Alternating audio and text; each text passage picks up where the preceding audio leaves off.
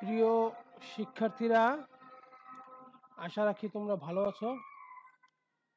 যান্ত্রিক ত্রুটির কারণে আমি যে ক্লাসটি শুরু করেছিলাম সেটি তোমরা সাউন্ড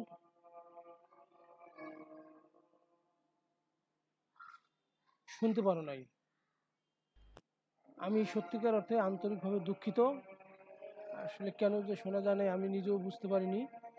আমি তাই তোমাদের ক্লাসটি আবার পুনরায় শুরু করছি।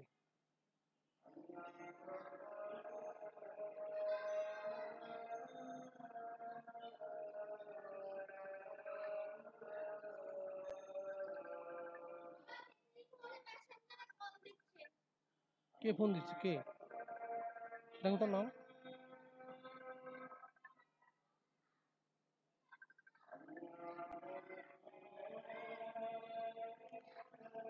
আমরা পুনরায় শুরু করছি।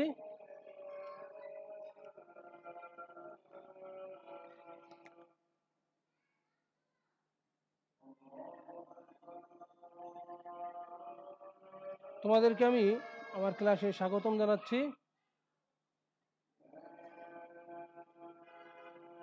ওয়েলকাম।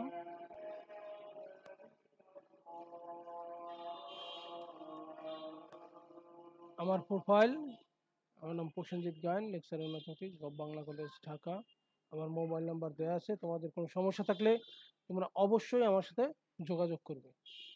আর আজকের আমাদের উচ্চতর গণিতের বিষয় 265 এর মেইন আমরা আলোচনা করব আমাদের পরীক্ষার সিলেবাস, প্রশ্নের ধরন এবং অনলাইন পরীক্ষা পদ্ধতি নিয়ে আলোচনা, অর্থাৎ কিভাবে তোমরা পরীক্ষায় অংশগ্রহণ করবে।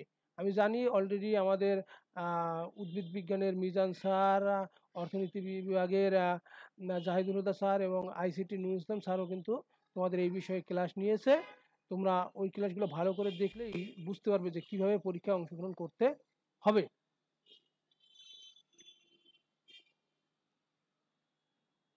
আমাদের পরীক্ষার সিলেবাস, আমরা প্রথম পত্র থেকে ম্যাট্রিক্স ও নির্ণায়ক, ভেক্টর, সরলরেখা, বিন্যাস ও সমাবেশ, ত্রিকোণমিতিক অনুপাত, সংযুক্ত কোণের ত্রিকোণমিতিক অনুপাত, লিমিট ও অন্তরীকরণ, দ্বিতীয় পত্র থেকে বাস্তব সংখ্যা, জটিল সংখ্যা, বহুপদী ও বহুপদী সমীকরণ, দ্বিপদী বিস্তৃতি, বিপরীত ত্রিকোণমিতিক ফাংশন ও ত্রিকোণমিতিক সমীকরণ, এইগুলো বিষয়ের উপরে আমাদের সিলেবাস থাকবে। আমাদের পরীক্ষাও এগুলো বিষয়ের উপরই অনুষ্ঠিত হবে।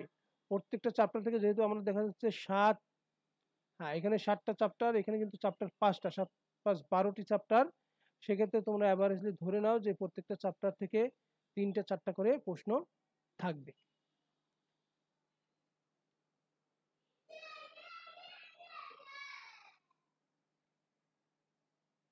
পরীক্ষার রুটিন আমাদের 7 তারিখ থেকে আমাদের পরীক্ষা অনুষ্ঠিত হবে। আর উচ্চতর গণিতের পরীক্ষা হবে 14/9/2020। তোমরা ভালো করে রুটিনটা দেখে নাও। রুটিন আমাদের বাংলা কলেজের ওয়েবসাইট, আমাদের এই গ্রুপে, একাদশের গ্রুপে দেয়া আছে। তোমরা একটু রুটিনটা দেখে নিয়মিত রুটিন দেখবে এবং এই অনুসারে পরীক্ষায় অংশগ্রহণ করবে। তোমরা জানো যে তুমি চাইলেও এর পরে বা আগে সময়ের পরে তুমি এখানে প্রবেশ করতে পারবে না।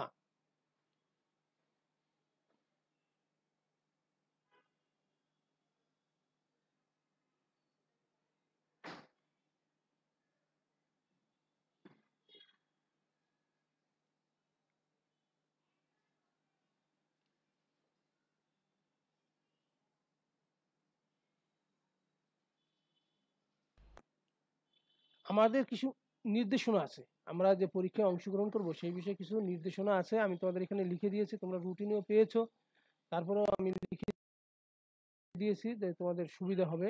তাদেরকে প্রথমে বলতে চাই যে 3 তারিখে তোমাদের বাবা অথবা মায়ের অথবা অভিভাবকের মোবাইলে আমাদের ইউজার আইডি এবং পাসওয়ার্ড চলে যাবে, সেই অনুসারে তোমরা পরীক্ষায় অংশগ্রহণ করবে এবং আমাদের qb.ishikkhabd.com ওয়েবসাইটে প্রবেশ করবে, সেখান থেকে তোমরা সাইন ইন করবে। যথাসময়ে সাইন ইন করার পরে স্টার্ট বাটনে ক্লিক করলে তোমরা প্রশ্ন পাবে। এরপরে প্রত্যেকটা প্রশ্নের উত্তর করতে গিয়ে তুমি যে চয়েসটা দিবা সেই চয়েসে ক্লিক করে তারপরে তুমি ডান পাশে সাবমিট বাটনে ক্লিক করলে হয়ে যাবে। তোমার মনে রাখতে হবে সময়ের পরে কিন্তু তুমি আর কোনো সুযোগ পাবে না, সেক্ষেত্রে তোমাকে একটু সময় দেখে এবং সতর্কতার সহিত সবগুলো পূরণ করতে হবে।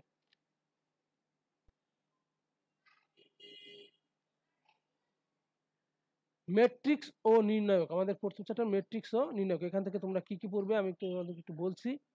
বর্গ ম্যাট্রিক্স, কর্ণ ম্যাট্রিক্স, স্কেলার ম্যাট্রিক্স, একক ম্যাট্রিক্স, সমঘাতী ম্যাট্রিক্স, অবেদঘাতী ম্যাট্রিক্স, প্রতিসম ম্যাট্রিক্স, বিপ্রতিসম ম্যাট্রিক্স খুবই গুরুত্বপূর্ণ, প্রতিসম ম্যাট্রিক্সও কিন্তু খুবই গুরুত্বপূর্ণ, বিপরীত ম্যাট্রিক্স আরও গুরুত্বপূর্ণ, নির্ণায়কের অনুরাশি ও সহগুণক, ব্যতিক্রমী ও অব্যতিক্রমী ম্যাট্রিক্স, ম্যাট্রিক্সের ক্রম নির্ণয় অর্থাৎ 2 বা 3 ম্যাট্রিক্সে গুণ আকারে দিয়ে বলতে পারে তার ক্রম কত হবে, সাথে যোগ আকারেও দিয়ে বলতে পারে যে শেষ পর্যন্ত ম্যাট্রিক্সটার ক্রম কত হবে। বিপরীত ম্যাট্রিক্স নির্ণয়, আমরা জানি যে আমাদের সৃজনশীলে হয়তো 3/3 ক্রমে বিপরীত ম্যাট্রিক্স নির্ণয় করতে দিতে পারে, কিন্তু এমসিকিউতে এত বড় ম্যাট্রিক্স দিলে সময়ের একটা ব্যাপার আছে, যার কারণে আমাদের 2/2 বর্গাকার ম্যাট্রিক্সের বিপরীত ম্যাট্রিক্স নির্ণয় করতে কিন্তু এমসিকিউতে আসবে। নির্ণায়কের বৈশিষ্ট্য, নির্ণায়কের বৈশিষ্ট্য জানা থাকলে তুমি ইজিলি অনেক এমসিকিউর অ্যান্সার করতে পারবে। আমরা দেখব 2/2 ক্রমের বর্গাকার ম্যাট্রিক্সের বিপরীত ম্যাট্রিক্স কিভাবে নির্ণয় করা যায় এবং কত সহজে নির্ণয় করা যায়। প্রথমে দেখো 2/2 ক্রমের এ বি সি ডি একটা ম্যাট্রিক্স আছে, তার বিপরীত ম্যাট্রিক্সটা কি হবে 1/AD-BC, অর্থাৎ কর্ণ গুণ এডি মাইনাস বিসি, 1/AD-BC, অর্থাৎ এই ম্যাট্রিক্সের নির্ণায়কের মান। সাথে আমাদের যে ম্যাট্রিক্সটা আসবে দেখো খেয়াল করে, এ আর ডি, অর্থাৎ আমাদের মুখ্য কর্ণে এ আর ডি আছে, এদের স্থান বিনিময়, যে উপাদানই থাকুক তাদের স্থান বিনিময়। আর আমাদের এই কর্ণে যারা আছে বির পরিবর্তে মাইনাস বি, সির পরিবর্তে মাইনাস সি, অর্থাৎ চিহ্নের পরিবর্তন হবে, মাইনাস থেকে প্লাস হবে, প্লাস থেকে মাইনাস হবে। তাহলে আমাদের যে কোনো 2/2 ক্রমের বিপরীত ম্যাট্রিক্স নির্ণয় করতে হলে 1 ওই বর্গাকার ম্যাট্রিক্সের নির্ণায়ক, সাথে ম্যাট্রিক্স আকারে থাকবে মুখ্য কর্ণের ভুক্তিগুলোর পরিবর্তন মানে স্থান পরিবর্তন, আর আমাদের যে আরেকটা কর্ণ আছে সেই কর্ণের ভুক্তির চিহ্নের পরিবর্তন। এবার আসি আমরা ভেক্টর। ভেক্টরের ক্ষেত্রে আমরা ভেক্টরের স্কেলার গুণন, ভেক্টরের ভেক্টর গুণন, দুটি ভেক্টরের মধ্যবর্তী কোণ নির্ণয়, স্কেলার গুণন এবং ভেক্টর গুণনের বৈশিষ্ট্য, একটি ভেক্টরের উপর অপর ভেক্টরের লম্ব বিক্ষেপ, একটি ভেক্টরের দিক বরাবর অপর একটি ভেক্টরের উপাংশ বা অংশক নির্ণয়, একটি ভেক্টর এক্স ওয়াই জেড অক্ষের সাথে কত কোণ উৎপন্ন করে, এইগুলো যদি আমরা দেখি তাহলে হয়তো আমরা অ্যান্সার করতে পারবো। আচ্ছা আমরা একটু দেখি এর ভিতরে দুইটা ভেক্টরের মধ্যবর্তী কোণ নির্ণয় আমরা ইজিলি নির্ণয় করতে পারি, যে ডট গুণন থেকে ইজিলি নির্ণয় করা যায়। এ ডট বি সমান এ এর মান বি এর মান cos θ, ইজিলি আমরা মধ্যবর্তী কোণ নির্ণয় করতে পারি। এখান থেকে কি থাকতে পারে, দুইটা ভেক্টর দেওয়া থাকতে পারে, তাদের মধ্যবর্তী কোণ নির্ণয় থাকতে পারে, অথবা দুইটা ভেক্টর দেওয়া থাকতে পারে, তারপর বললো ওই দুইটা ভেক্টরের যোগফল এবং বিয়োগফল করার পরে যে দুইটা ভেক্টর পাওয়া গেল তাদের মধ্যবর্তী কোণ নির্ণয় করতে, এরকম। স্কেলার গুণনের বৈশিষ্ট্য থেকে থাকতে পারে, যেমন স্কেলার গুণনের একটা বৈশিষ্ট্য আছে যে দুইটা ভেক্টরের স্কেলার গুণন 0 হলে ভেক্টর দুটি পরস্পর লম্ব হয়, সেটাকে ব্যবহার করে তোমার অঙ্ক থাকতে পারে। আমরা এখানে দেখব একটা ভেক্টর এক্স ওয়াই জেড অক্ষের সাথে কত কোণ উৎপন্ন করে এবং সেটা কিভাবে ইজিলি আমরা অঙ্ক দেখার সাথে সাথে করে ফেলতে পারি সেটা দেখব। দেখো 3i - 6j + 2k ভেক্টর আছে, ঠিক আছে, এই ভেক্টরটার মান কত আমরা জানি, মান কি √3² + -6 এর হোল স্কয়ার প্লাস 2 এর স্কয়ার সমান √49 সমান 7। এবার দেখো এক্স অক্ষের সাথে উৎপন্ন কোণ cos ইনভার্স, দেখো i বরাবর আছে 3, i এর সহগ কত 3, cos ইনভার্স 3/7, তাহলে y অক্ষের সাথে উৎপন্ন কোণ হবে cos ইনভার্স -6/7 এবং z অক্ষ বরাবর cos ইনভার্স 2/7, এই 7 হলো ভেক্টরটির মান। তাহলে এক্স অক্ষ ওয়াই অক্ষ জেড অক্ষের সাথে যত কোণ উৎপন্ন করবে এই জন্য তোমাকে কিন্তু অঙ্ক করার দরকার নেই। ভেক্টরটার মান নির্ণয় করবা কজ ইনভার্স আই এর সহগ এক্স অক্ষের সাথে, ওয়াই এর ওয়াই অক্ষের সাথে হবে জে এর সহগ, আর জেড অক্ষের সাথে কজ ইনভার্স কে এর সহগ বাই ভেক্টরের মান। তাহলে ইজিলি তোমরা বুঝতে পারছো। এরপরে আমি নিজে একটা অঙ্ক দিচ্ছি, দেখো তোমরা নিজেরা করবে। এ এর মান কত হলে এত ভেক্টর পরস্পর লম্ব হবে? আমরা কিন্তু স্কেলার গুণের বৈশিষ্ট্য থেকে জানি দুইটা ভেক্টরের ডট গুণ 0 হলে লম্ব হয়। অর্থাৎ এই দুটো ভেক্টরের ডট গুণ করবে সমান 0 লিখবে, এরপরে ডট গুণের থেকে তোমরা ক্যালকুলেশন করলে এ এর মান পেয়ে যাবে। এই ধরনের এমসিকিউ কিন্তু পরীক্ষায় খুবই আসে এবং ভর্তি পরীক্ষায়ও আসে।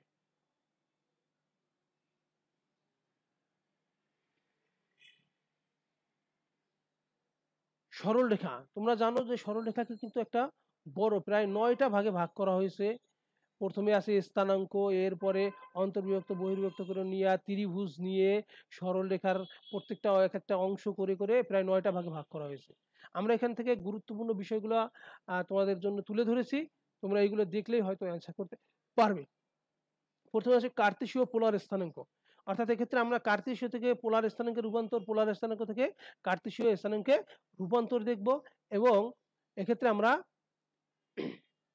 হ্যাঁ, রূপান্তর করলেই তুমি এখান থেকে কার্তেশীয় পোলার স্থানাঙ্ক থেকে কোনো কিছু আসলে তুমি করতে পারবে। আর কার্তেশীয় পোলার স্থানাঙ্কের মধ্যে যে সম্পর্কটা আছে যে আর সমান root over X square plus Y square আর থিটা সমান tan inverse Y by X, সেটাও কিন্তু গুরুত্বপূর্ণ।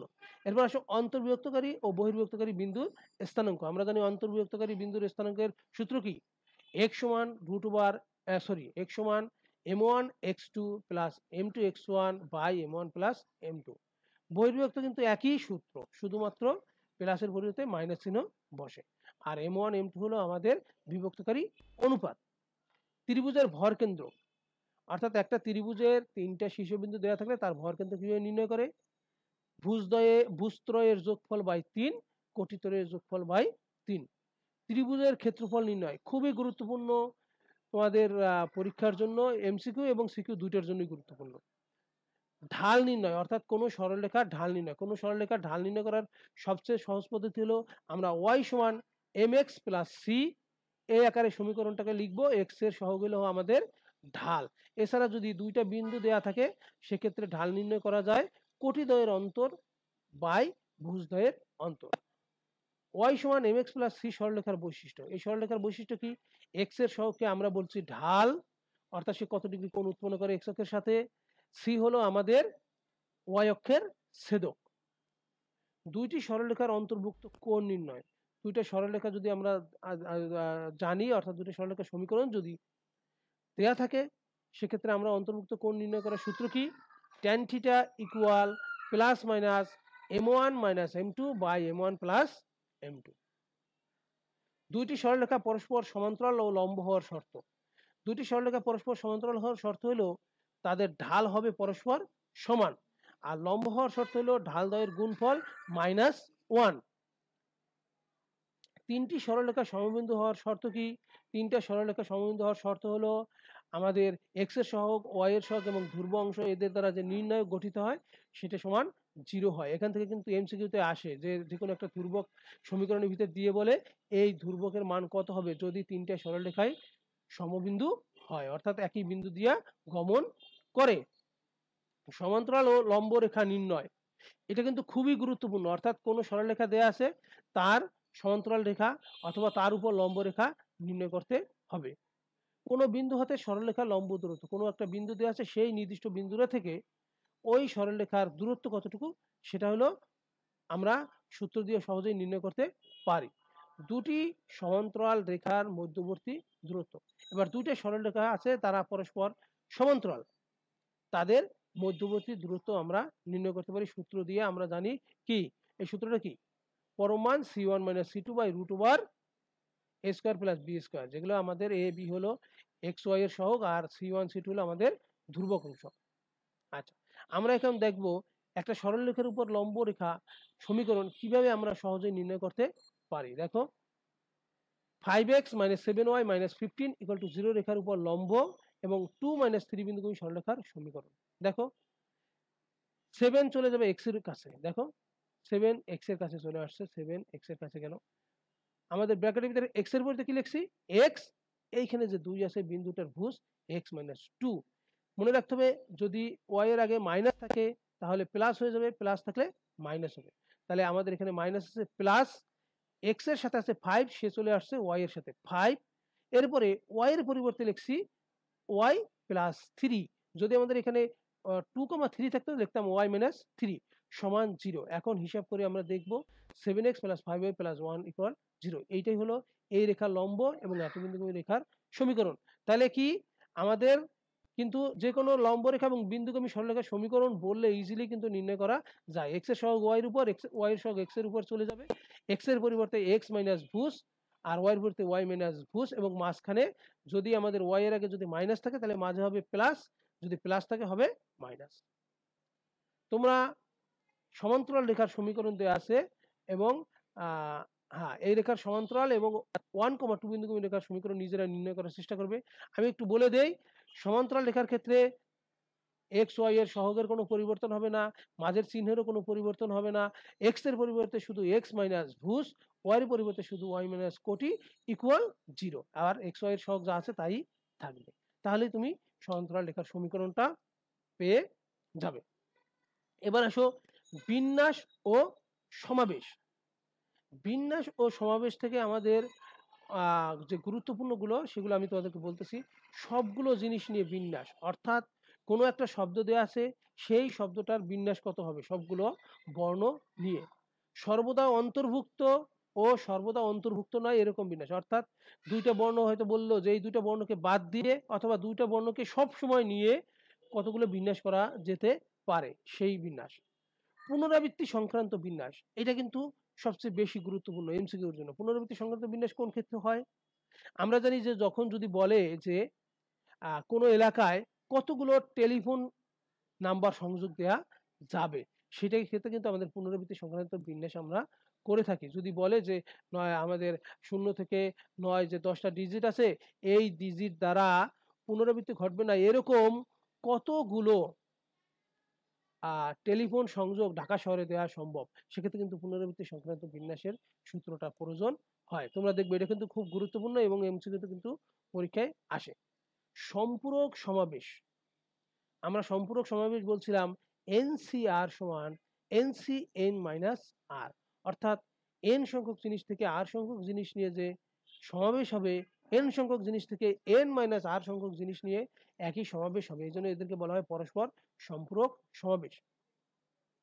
সমীকরণ থেকে n এর মান নির্ণয়, অর্থাৎ এক্ষেত্রে আমাদের বিন্যাস সমাবেশের সম্পর্ক থেকে অথবা বিন্যাসের একটা থেকে সমীকরণ, বিন্যাস দিয়ে একটা সমীকরণ গঠন করে তোমাকে দিলেও বললো n এর মান নির্ণয় করো, অথবা সমাবেশ দিয়ে সমীকরণ দিয়ে বললো n এর মান নির্ণয় করো। যেমন আমরা উদাহরণ হিসেবে এখানে দেখেছি, দেখো 2np3 সমান 2 ইন্টু np4 হলে n এর মান নির্ণয় করো, অথবা আমরা এরকম দিতে পারতাম nc4 সমান nc8 হলে n এর মান কত। এগুলো থেকে কিন্তু এমসিকিউ পরীক্ষায় আসে।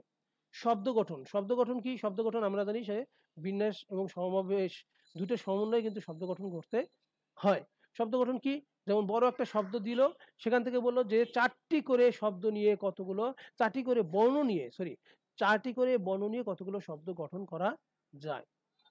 এরপর আসো কর্ণ ও সরলরেখার সংখ্যা নির্ণয়। কর্ণ ও সরলরেখার সংখ্যা কিভাবে নির্ণয় করে? আমরা জানি যে কতগুলো বিন্দু দেওয়া থাকবে সেগুলো থেকে কর্ণ নির্ণয় করা যায়, আবার সরলরেখা নির্ণয় করা যায়। যদি ভুজের ক্ষেত্রে বলে তাহলে কর্ণ নির্ণয় করার ক্ষেত্রে আমাদের কি করতে হয়? NC2 মাইনাস n এই সূত্রটা ব্যবহার করতে হয়। n হলো আমাদের বিন্দুর সংখ্যা। আবার সরলরেখার ক্ষেত্রে কি? NC2, অর্থাৎ দুইটা করে নিয়ে NC2 সরলরেখা নির্ণয় করা যায়। আচ্ছা, আর নিচে আমরা একটা উদাহরণ দিয়েছি, এই উদাহরণের উপর ভিত্তি করে এমসিকিউ আসতে পারে, অথবা অন্যভাবে সমীকরণ দিয়েও n এর মান নির্ণয় করতে আসতে পারে। এজন্য তোমরা বিন্যাস সমাবেশের ইগুলো দেখতে পারো, বইয়ের দেওয়া এমসিকিউ গুলো, সাথে বিভিন্ন বোর্ড পরীক্ষায় বা ইউনিভার্সিটির ভর্তি পরীক্ষায় যে প্রশ্নগুলো আসছে ওইগুলো প্র্যাকটিস করলেই হয়তো তোমরা এইগুলোর অ্যান্সার করতে পারবে। ত্রিকোণমিতিক অনুপাত ও সংযুক্ত কোণের ত্রিকোণমিতিক অনুপাত, এখান থেকে গুরুত্বপূর্ণ ডিগ্রি ও রেডিয়ানের মধ্যে সম্পর্ক। অর্থাৎ ডিগ্রিকে রেডিয়ানে প্রকাশ, রেডিয়ানে ডিগ্রিতে প্রকাশ। 1 রেডিয়ান সমান কত ডিগ্রি? আমরা জানি 1 রেডিয়ান সমান কত? 57.3 ডিগ্রি। এখন তোমার কাছে এমসিকিউ এইভাবে না এসে এইভাবেও আসতে পারে যে বৃত্তের ব্যাসার্ধের সমান চাপ বৃত্তের কেন্দ্রে কত কোণ উৎপন্ন করে।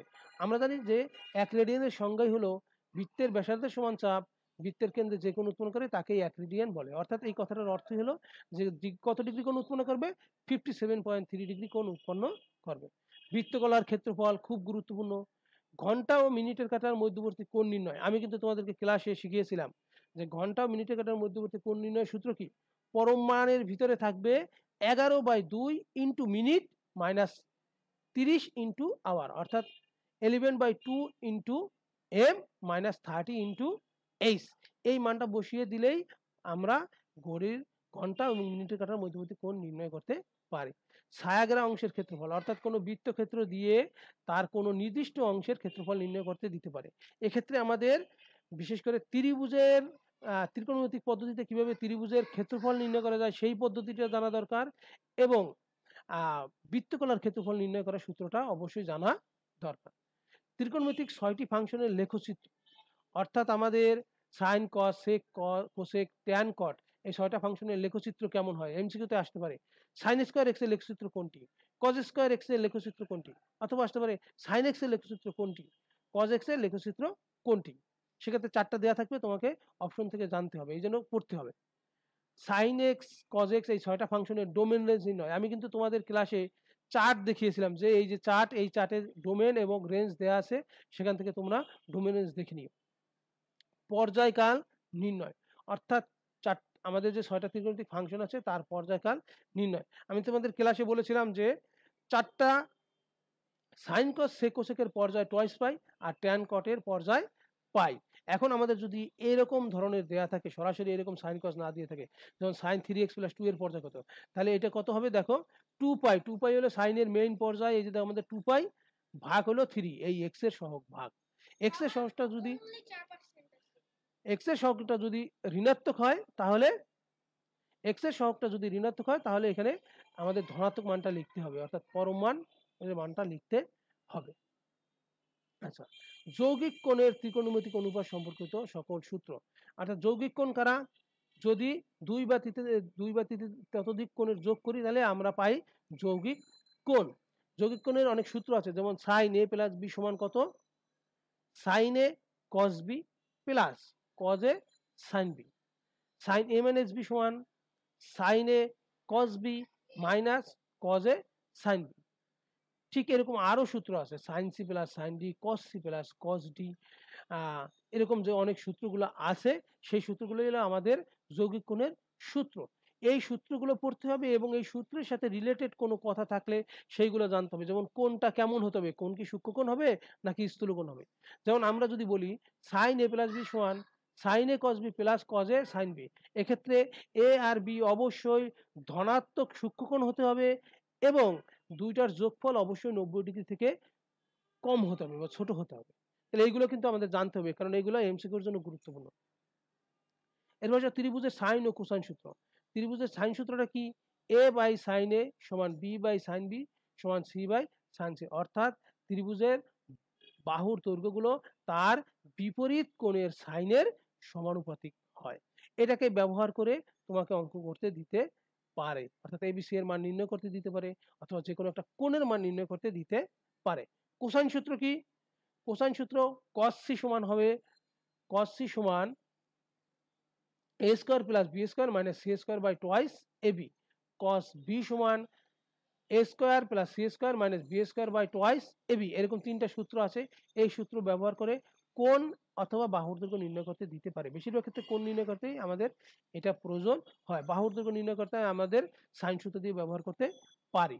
তাহলে এই সূত্রগুলো ব্যবহার করে তোমরা এমসিকিউ করবে এবং অবশ্যই খেয়াল রাখবে যে বইয়ে যেগুলো দেওয়া আছে এগুলো ভালো করে প্র্যাকটিস করো, সাথে বিশ্ববিদ্যালয়ে যে ভর্তি পরীক্ষায় যে প্রশ্নগুলো আসছে সেগুলো দেখলে কিন্তু আরো ভালো করতে পারবে। লিমিট ও অন্তরীকরণ, লিমিট ও অন্তরীকরণ, দেখো লিমিট থেকে একটা এমসিকিউ অবশ্যই আসবে, আমরা ধরে নিতে পারি লিমিট থেকে একটা এমসিকিউ অবশ্যই আসবে। সেক্ষেত্রে আমাদের অনেক লিমিট আছে যে টেকনিক্যালি যদি আমরা করি তাহলে কোনো সময়েরই প্রয়োজন হয় না, আবার অনেক আছে বড়। তোমরা বোর্ডের গুলো এবং বিশ্ববিদ্যালয়ে আসা প্রশ্নগুলো একটু প্র্যাকটিস করে আমি তোমাদেরকে একটা সংক্ষিপ্ত এবং সহজে কিভাবে লিমিট নির্ণয় করা যায় তার উদাহরণ দিচ্ছি। দেখো, limit x tends to infinity, অর্থাৎ অসীমে যদি আমরা লিমিট নির্ণয় করতে যাই সেক্ষেত্রে আমাদের যদি এরকম থাকে লব হর আকারে, লবে একটা বহুপদী আছে, হরে একটা বহুপদী আছে, সেক্ষেত্রে সর্বোচ্চ ঘাত যদি একই হয়, দেখো উপরেরটা বহুপদী সর্বোচ্চ ঘাত এক্স স্কোয়ার আবার 2 এবং নিচে বহুপদীর সর্বোচ্চ ঘাত 2, সর্বোচ্চ ঘাত যদি একই হয় এবং অসীমে যদি লিমিট নির্ণয় করতে পারে তাহলে সর্বোচ্চ ঘাত দুইটির অনুপাতী, সহগের অনুপাতী হবে উত্তর। দেখো এক্স স্কোয়ার সহগ 2, এই এক্স স্কোয়ার সহগ 3, উত্তর 2/3। এজন্য তোমাকে নির্ণয় করার প্রয়োজন হবে না। এরপর দেখো অন্তরীকরণের সকল সূত্র, অন্তরজ নির্ণয়, পর্যায়ক্রমিক অন্তরীকরণ, এটা কিন্তু খুবই গুরুত্বপূর্ণ। আমাদের জানি যে পর্যায়ক্রমিক বারবার অন্তরীকরণ করা, কোনো ফাংশনকে বারবার অন্তরীকরণ করলে হলো পর্যায়ক্রমিক অন্তরীকরণ, এটা কিন্তু পরীক্ষায় আসতে পারে। সরল রেখার ঢাল নির্ণয় বা বক্ররেখা থেকে আমরা কিভাবে ঢাল নির্ণয় করতে পারি, বক্ররেখার স্পর্শকের ঢাল নির্ণয়। এরপর স্পর্শক অবিলম্বের সমীকরণ নির্ণয়, কোনো একটা ফাংশনের সর্বোচ্চ এবং সর্বনিম্ন মান নির্ণয় করা। আমরা উদাহরণ হিসেবে এখানে দিছি y সমান x³ প্লাস 3x স্কোয়ার, ওটা দিয়ে যা হয় তাই করবো। x³ plus 3x square minus 5x plus 8 হলে y3 নির্ণয় করো, অর্থাৎ এই ফাংশনটিকে আমাদের 3 বার অন্তরীকরণ করতে হবে। এরপরে এত বক্ররেখার 1-2 বিন্দুতে স্পর্শকের সমীকরণ, তাহলে আমরা জানি আগে 1-2 বিন্দুতে ঢাল নির্ণয় করবো, যে ঢাল নির্ণয় করছি 7, তারপরে স্পর্শকের সমীকরণের যে সূত্র আছে সেই সূত্রে বসাই দেবো, y মাইনাস y1 সমান dy dx x minus x1। এখান থেকে আমরা সহজেই সূত্রটা নির্ণয়, স্পর্শকের সমীকরণটা নির্ণয় করতে পারবো। আমরা এবার দ্বিতীয় পত্রে চলে যাই, বাস্তব সংখ্যা ও অসমতা। বাস্তব সংখ্যা থেকে আমরা বাস্তব সংখ্যার সংজ্ঞা দেখব। বাস্তব সংখ্যার উপসেট আছে কি, আমাদের ন্যাচারাল নাম্বার n, পূর্ণ সংখ্যা z, তারপরে আমাদের মূলদ সংখ্যা q, অমূলদ সংখ্যা q, কমপ্লিমেন্টারি, আমাদের এইগুলো আলোচনা করতে হবে, মানে দেখতে হবে ভালো করে। বাস্তব সংখ্যার স্বীকার্য, বাস্তব সংখ্যার একটা যোগের স্বীকার্য আছে, একটা আছে বাস্তব সংখ্যার গুণের স্বীকার্য। স্বীকার্য অবশ্যই দেখতে হবে, স্বীকার্য থেকে কিন্তু এমসিকিউ পরীক্ষায় আসে। 2019 সালেও মনে হয় একটা এমসিকিউ আসছিল। বাস্তব সংখ্যার পরম মানের ধর্মাবলী, বাস্তব সংখ্যার পরম মানের ধর্মাবলী থেকে এমসিকিউ হতে পারে, কয়েকটা ধর্ম তুলে দিয়ে দিতে পারে, যে ওই যে বহুপদী সমাপ্তি সূচক যে এমসিকিউ আছে তার জন্য তুলে দিতে পারে। অসমতার স্বীকার্য আছে, সেগুলো গুরুত্বপূর্ণ। অসমতা থেকে পরমাণু প্রকাশ, ক্লাসে তোমাদের করানো হয়েছে, একটা অসমতা দেওয়া আছে, সেটাকে কিভাবে আমরা পরমাণু প্রকাশ করব। লঘিষ্ঠ ঊর্ধ্বসীমা এবং বা সুপ্রিমাম, গরিষ্ঠ নিম্নসীমা বা ইনফিমাম এবং ব্যবধি। দেখো আমরা ঊর্ধ্বসীমা, আমাদের এই একটা সেট দিয়ে দিছি আমরা উদাহরণে 1 2 3 4 5, সেটটির সুপ্রিমাম কত 5, ইনফিমাম 1, এরকম দেওয়া থাকলে তুমি ইজিলি সেটার সর্বোচ্চ মানটা সুপ্রিমাম, সর্বনিম্ন মানটা ইনফিমাম, ঠিক আছে, এইভাবে দেওয়া থাকলে। আর অন্যভাবে দেওয়া থাকলে সেক্ষেত্রে তোমাকে নির্ণয় করতে হবে একটু টেকনিক্যালি। আচ্ছা, আমরা ব্যবধিত প্রকাশ দেখি। দেখো 2 থেকে x বড় আর 3 থেকে ছোট, এর ব্যবধি হবে 2,3, দুইটাই ফার্স্ট ব্র্যাকেট। যদি কোনো জায়গায় আমরা দেখি ইকুয়াল চিহ্ন থাকে, অর্থাৎ নিচে এরকম টান দেওয়া থাকে, তাহলে সেক্ষেত্রে সেই বড় তার সংখ্যার আগে আমাদের দিতে হবে থার্ড ব্র্যাকেট, তাহলে আমরা ব্যবধিতে প্রকাশ করতে পারবো।